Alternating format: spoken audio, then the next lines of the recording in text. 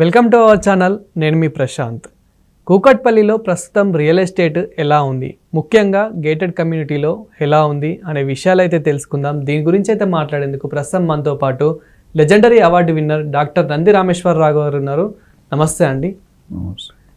Sir, ఇప్పుడు కూకట్పల్లిలో చూసుకున్నట్లయితే గతంలో 2002లో ఆ విధంగా ఎలా ఉంది, ఇప్పుడు ప్రజెంట్ మనకి 2025లో ఎలా ఉంది సార్?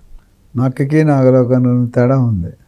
ఆకాశం జమీన్ ఆస్మాన్. అంటే మేము విన్నది ఏంటంటే అప్పట్లో కొంచెం జంగల్ టైప్ ఉంటుండే, అంత గడ్డి ఇదంతా ఉంటుండే, కానీ ఇప్పుడు చూసుకున్నట్లయితే కనుక పెద్ద పెద్ద బిల్డింగ్స్ అవన్నీ మనం చూస్తూ ఉన్నాం. సో ప్రైజెస్ అప్పుడు ఎలా ఉన్నాయి సార్, ఇప్పుడు ఎలా ఉన్నాయి? గ్రీన్ జంగల్ నుండి కాంక్రీట్ జంగల్ మారింది. ఇందాక చెప్పాను కదా, అదే డైలాగ్ దీని కూడా.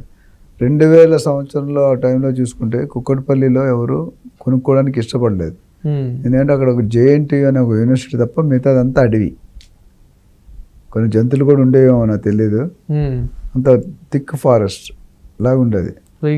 కూకట్పల్లి, కేపీహెచ్పి అటు ఏమీ లేవు. మీర్పేట్ సైడ్ చూసుకున్నట్టయితే కనుక అసలు మనకు హైదరాబాద్ అన్నట్టే కాదనుకోవాలి. సో యూనివర్సిటీ ఒక్కటే ఉండేది. అందుకని అక్కడ వరకు జూబ్లీల్సే ఎవరు కొనేవారు కాదు. ఫర్గెట్ అబౌట్ కుక్కట్పల్లి అన్నది ఫాస్ట్ డెవలప్మెంట్ అయిపోయింది. ఎందుకంటే ముందులో ఇండిపెండెంట్ హౌసెస్ వచ్చాయి, గ్రౌండ్ +1 గ్రౌండ్. తర్వాత స్లోగా స్టాండ్ అలోన్ బిల్డింగ్ 5 ఫ్లోర్లు అపార్ట్మెంట్ వచ్చాయి. ఇప్పుడు హై రైజ్ బిల్డింగ్స్, పెద్ద పెద్ద builders, top of the top builders మీరు చూసుకుంటే ఫస్ట్ మనకి హై రైజ్ బిల్డింగ్ అనేది మలేషియన్ టౌన్షిప్ వచ్చింది, హైటెక్ సిటీ. దాని తర్వాత హిందూ ప్రాజెక్ట్స్ వచ్చింది. దాని తర్వాత విస్తరించుకుంటే ఆ షార్ట్ కట్ రోడ్ లాగా కుక్కట్పల్లి హౌసింగ్ బోర్డు, ప్రగతి నగర్. ప్రగతి నగర్లో టాప్ రేట్స్ ఉన్నాయి. కేపీహెచ్బిలో 1,50,000 2 లక్షలు చెప్తున్నారు మినిమం. ఒకప్పుడు 5,000 2,000 కూడా ఎవడు కొనేవాడు కాదు. అలాంటిది అంత జంప్ అయింది. ఎందుకంటే ఇప్పుడు లేటెస్ట్ కల్చర్ ఏమవుతుందంటే గవర్నమెంట్లో మన పబ్లిక్ మైండ్ సెట్లో ఎవరైతే బయర్స్ ఇన్వెస్టర్స్ మైండ్ సెట్ ఉంది కదా, ఆ మైండ్ సెట్ ఏముందంటే లో సెగ్మెంట్, మాస్ సెగ్మెంట్ నుండి ఎల్ఐజీ నుండి ఎంఐజీ నుండి హెచ్ఐజీ సెగ్మెంట్కి ఎక్కువ మొగ్గు చూస్తుంది. దీంట్లో కూడా గేటెడ్ కమ్యూనిటీలు. ఎందుకంటే gated community facilities, gated community cost మీకు చాలామంది తెలియదు. అంటే high rise building double cost కడతాం. 5వ ఫ్లోర్లో ₹1,00,00,000 కొంటున్నాం అనుకోండి, 30వ ఫ్లోర్లో ₹1,50,00,000 ₹1,60,00,000 అవుతుంది. సార్ అప్పుడు ఉండేటివి ఇలా గేటెడ్ కమ్యూనిటీ నిలయంలో అలా 2000 తక్కువ ఉండే 2000 అనేది అంత గేటెడ్ కమ్యూనిటీ కాన్సెప్ట్ రాలేదు. లాస్ట్ 5-10 ఇయర్స్ నుండి బాగా పెరిగింది గేటెడ్. ఎందుకంటే గేటెడ్ కమ్యూనిటీలో తక్కువ ప్లేస్లో ఎక్కువ ఫ్లోర్లు వస్తాయి. హైదరాబాద్లో ఏంటంటే ఎఫ్ఎస్ఐ లిమిట్ లేదు. అంటే ఎన్ని ఫ్లోర్లు అయినా అక్కడ జనరల్గా 30 ఫ్లోర్లు 40 ఫ్లోర్లు ఉండాలి. మనకి రిస్ట్రిక్షన్ తీస్తారు. ఆల్రెడీ 60 ఫ్లోర్లు వచ్చేసాయి, 70-80 ఫ్లోర్లు కూడా ప్రాసెస్లో ఉన్నాయి. అంటే తక్కువ జాగాలో ఎక్కువ పడితే నీళ్ళు స్కేర్సిటీ వచ్చేస్తుంది, పొల్యూషన్ పెరిగిపోతుంది, గార్బేజ్, డ్రైనేజ్. సార్ ఇప్పుడు కూకట్పల్లిలో రియల్ ఎస్టేట్ పరంగా ఏదైనా మనం తీసుకుందాం అనుకుంటే ఫ్లాట్స్ అలాంటివి అసలు అవైలబుల్ ఉన్నాయా, అందుబాటులో ఉన్నాయా మనకి? కూకట్పల్లి మెయిన్ సిటీలో తక్కువ అండి. కూకట్పల్లి ఎక్స్టెన్షన్స్లో ఉన్నాయి. అటు నిజాంపేట, బాచ్పల్లి అవన్నీ. అంటే కుక్కట్పల్లి పటాన్ చెరువు దాకా వెళ్ళిపోయింది. కుక్కట్పల్లి నుంచి పటాన్ చెరువు కూడా సిటీలో కలిసిపోతుంది అంటున్నారు.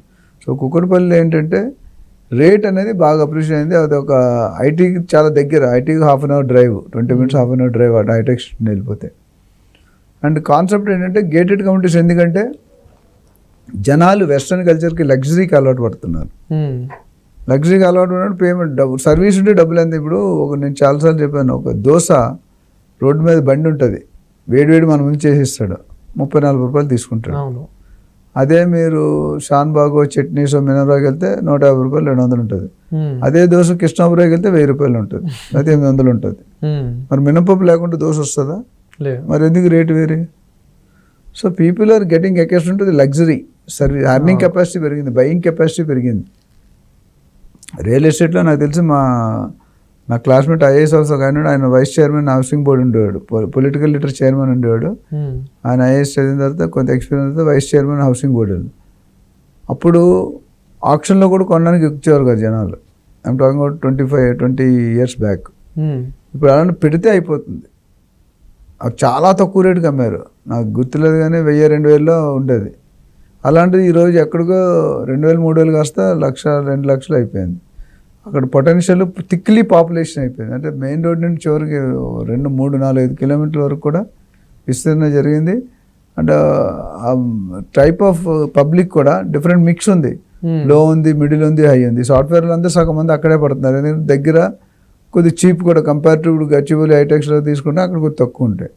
సో కాబట్టి కుకట్పల్లిలో లేటెస్ట్ ట్రెండ్ నేను చూసిన కుకట్పల్లి కాదు మోస్ట్ ఆఫ్ ది మేజర్ సిటీస్లో ట్రెండ్ ఏంటంటే హై క్లాస్ అంటే luxury segment, CC cameras, surveillance, swimming pool, jogging track, club house, park, hotels ఇవన్నీ కూడా కొన్ని గేటెడ్ ఉంటే అవి కూడా ఇస్తారు. బ్యాంకులు, స్కూళ్ళు, కాలేజీలు కూడా ఇస్తారు. బాంబేలో ఏదో నేను చూశాను 2000లోనే ఎల్ఎన్టీ పోవా అని ఒక సిటీ కట్టారు. అప్పుడు అందులో అయితే అన్ని బ్యాంకులు, స్కూళ్ళు, కాలేజీలు కూడా ఉన్నాయి, హాస్పిటల్స్.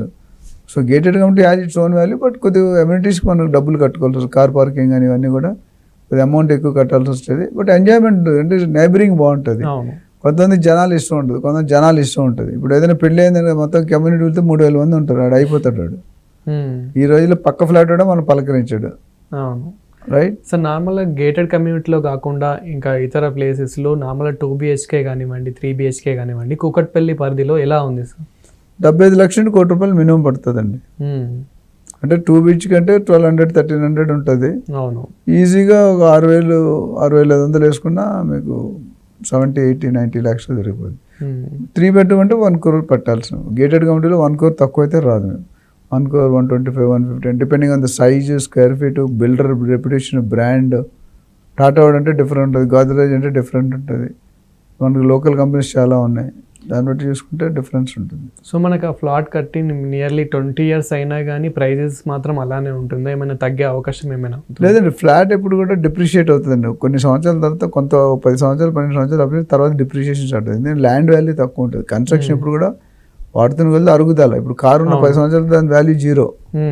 రియల్ ఎస్టేట్ 10 సంవత్సరాలు కానీ వాల్యూ ఉండకపోయినా స్టేబుల్ అంటే జనరల్గా 50, 60, 70 years కన్స్ట్రక్షన్ ఉంటుంది క్వాలిటీ బిల్డర్ అయితే. సో దీంట్లో ఈ డబ్బులు వచ్చేస్తాయి మనకి. సార్ ఇంకా కూకట్పల్లి నుంచి మనము దాటి వెళ్తే ఇంకా మియాపూర్ ఇవన్నీ వస్తాయి కాబట్టి, సో అక్కడ ఎలా ఉంటుంది సార్?